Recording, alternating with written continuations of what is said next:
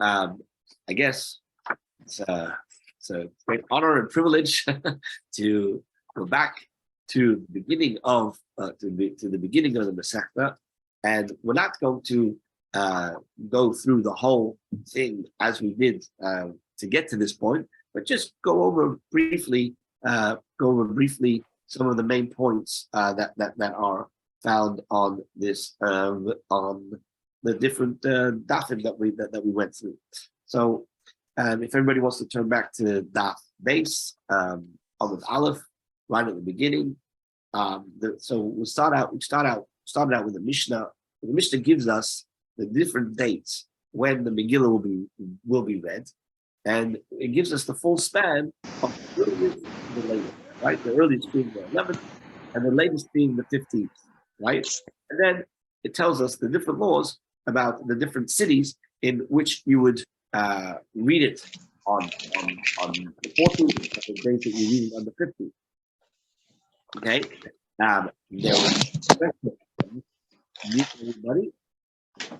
was a special dispensation that was given to the people who lived in the small villages, that if they were not able to come in on the day of Purim, because it wasn't on a Monday or a Thursday, then they would be able to come in on an earlier Monday or Thursday, depending when Purim fell out, and they would be able to hear it on that day.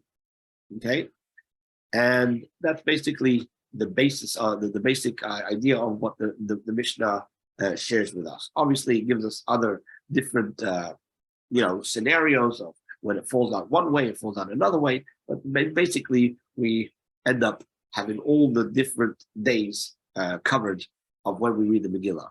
Then the Gemara, right, wants to really know, as it always does, is where do you get the basis to know that you can read it on all these dates? So the Gemara tells us that we learn this from we learn this idea from what the Chachamim made a special dispensation, and where did they get it from?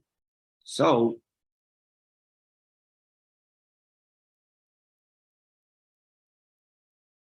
they get it from, we said, from a pasuk in the Megillah. What was a pasuk that was quoted as a source to be able to determine? It says L'kayim es yimei hapurim ha'eleh bismanehem, and because it uses the plural of bismanehem, so that tells me that there are a number of times when it's going to be read. And the Gemara challenges that, but ultimately it accepts that answer that there's Zman, Zmanim, and Zmanehem, which comes to include all the different dates that we could read the Megillah. Okay, so then the Gemara continues to discuss the different dates, and asks the question: what about making it a little bit later? We've mentioned from the 11th until the 15th, but why can't you do it a day after? So the Gemara uses the words of the pasuk. It says "Lo yavor," and it shall not pass, and that is what tells us that you cannot go any further. You cannot go any further than the 15th, right? Okay. Any comments so far? Okay, so the Gemara comes along now and mentions, right? This is already towards the bottom of the Amud. It says Amar Rav Chana, Amar Rav Yechanan, that this Mishnah is actually a Mishnah that goes and is established in accordance with the opinion of Rabbi Akiva, although it's anonymous. What the idea of an anonymous Mishnah is, there are times where Rabbi Yehuda Anasi would make a Mishnah and not mention whose opinion it is, right? So it's anonymous, but we have to figure out who it is, and we say that it must be Rabbi Akiva, because Rabbi Akiva is the one who derives the laws from each one of the forms of the words Zman, Zmanim, and Zmaneim. But the Chachamim, right? He says that the Chachamim disagree with Rabbi Akiva, and they say one can only read the Megillah in its proper time, specified by the verse, which would be the 14th and the 15th. So the Gemara raises an objection to that, and tries to determine, right, because of the next Mishnah that we find in the Masechta, it seems to be that Rabbi Yehuda, right, Rabbi Yehuda that was mentioned in the next Mishnah, who seems to be in accordance with Rabbi Akiva, but then ultimately it can't be in accordance with Rabbi Akiva. But we ultimately resolve that that this whole question that we had on who the authorship is based on a faulty version of what Rabbah Bar Chana Amar B'Yechon was, and ultimately we resolve that one may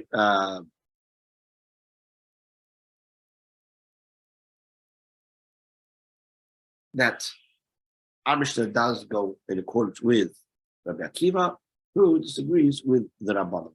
Okay, that's I think what we discuss on Amud Aleph. Then we go on to Amud Beis, and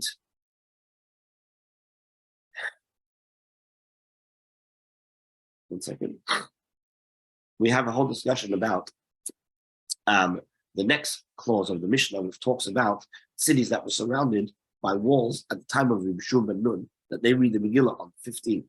So we ask, how do you know that it's how do we know that that the walled cities read the Megillah on the 15th?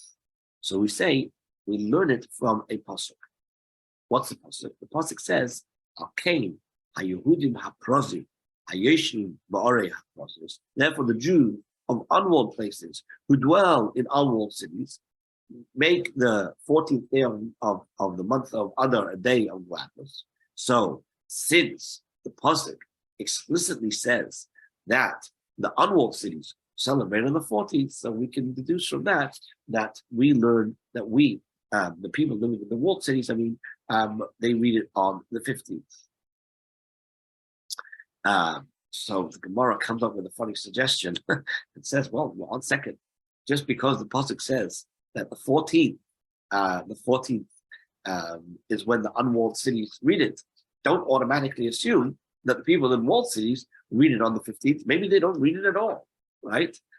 So the Gemara obviously rejects that suggestion and says, what, they're Jewish? Of course they should. And furthermore, it says in the Megillah that Achashverosh, right, he ruled from Hodu until Kush, which means the entire world. And the festival of Purim, we know, was accepted by all of the provinces of Achashverosh, which must have included the people in the walled cities. So therefore, we've got to say that the 14th refers to the walled cities and the unwalled cities. And the walled cities, they must have read it, right?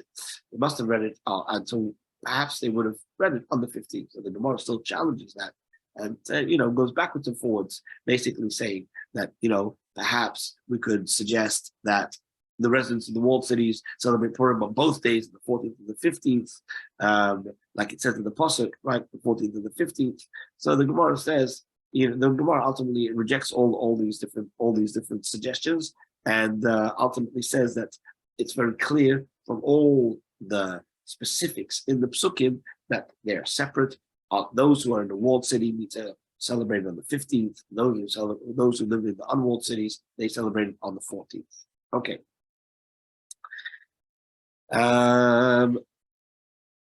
Then we go on to say that our Mishnah does not go in accordance with the opinion of the following Tanya, the Tana. The Tana is Rabbi Shua ben Karcha. What did Rabbi Shua ben Karcha say? Rabbi Shua ben Karcha said that those cities that were walled for the times of Achashverosh read on the 15th. Now, we are of an opinion that it's from the time of Rabbi Shua ben Nun. But you see that Rabbi Shua ben Karcha says that it's only the walled cities from the time of Achashverosh. So the Gemara asks, okay, so what's the reason? What's the reason of Rabbi Shua ben Karcha that he would say it's not from the time of Achashverosh, from Rabbi Shua ben Nun, but rather it's the time of Achashverosh? So the Gemara answered that what what it means to say, what Rabbi Shimon Karcha's reason is that a walled city has to be like Shushan, just like Shushan was surrounded by the wall by a wall at the time of Achashverosh, and we read it on the 15th. In other words, we know from the Megilla that they read on that they celebrated on the 15th. So too, all those things that are going to be similar to Shushan, and meaning that they were walled in the time of Achashverosh, they would read on the 15th. And then the question is, well, what about our Tana of our Mishnah, who disagrees with Rabbi Shimon Karcha, and he says that's not the case, but rather it's from the time of Rabbi Shimon Nun. So the Gemara gives the answer that our Tana of our Mishnah, he learns it actually from Gzeir Shava, because it says Al Kena Yehudim Aprozim, right? And it says Levad Ma'orei Haprozi Harbe Ma'oid, right? So that's talking about the cities that were conquered as they were going into towards Eretz Yisrael, and when they had wars, as we were going through the desert and entering towards Eretz Yisrael, coming close to Eretz Yisrael, it talks about the many victories that they had, and it talks about a great number of unwalled towns. So just like over there, we're talking about from the time of Yeshua ben Nun, right? So too, it's from Yeshua ben Nun. So basically, we're saying that the reasoning of the Tana of our Mishnah is Gzeir Shava. Now, one thing that's important to remember about Gzeir Shava, everywhere in Shas, right? Everywhere in the Talmud, Gzeir Shava is not just something that anybody can pull out of their hat, because then there's an expression, there's no end. You can come on and make up crazy associations. Gzeir Shava is something that has to be received as a tradition from your Rabbi. And so if you didn't receive a Gzeir Shava from your Rebbe, from your teacher, then you cannot learn it that way. Which explains why Rabbi Yeshua ben Karcha didn't want to learn from the same Gzeir Shava that the Tana of our Mishnah learned, because he didn't receive that tradition from his Rebbe. That's why he didn't learn it out. And I think we'll stop over here. And but Rabbi, yeah. Isn't it that Shushan was not walled at the time of Yeshua? Well, we don't know. Well, there's no record of it, because we only know about Shushan from the time of the Megilla, right? Right.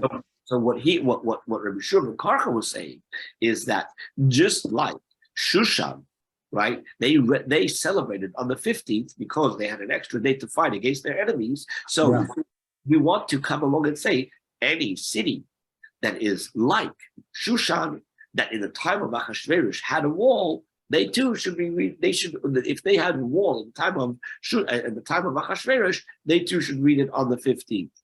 But ultimately, we decide the ruling according to the Tana of our Mishnah, which is that it's from the time of Yeshua ben Nun.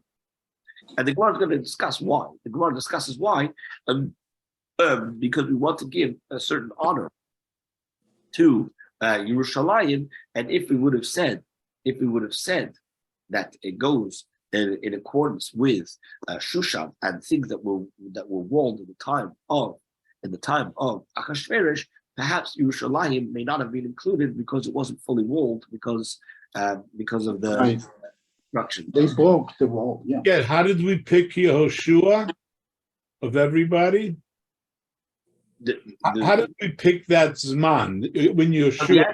So the answer is because we're talking about the Gzeir Shava that talks about when Moshe Rabbeinu was leading the Jewish people. It was in the time of Yeshua ben Nun, even though Yeshua ben Nun himself wasn't leading the battles, but it was in the time of Yeshua ben Nun, who ultimately went into Eretz Yisrael and then conquered all those cities within that land. There were those, so that all the cities in Transjordan and in Eretz Yisrael that were walled in the days of Yeshua ben Nun, right? We learn from the Gzeir Shava, which talks about the battles that took place in the time of Moshe, which obviously Yeshua ben Nun was there at the time. Okay. Mazel tov. Thank you, Rabbi. Yes, Thank you, Rabbi. Thank you. Thank you, Rabbi. Thank you,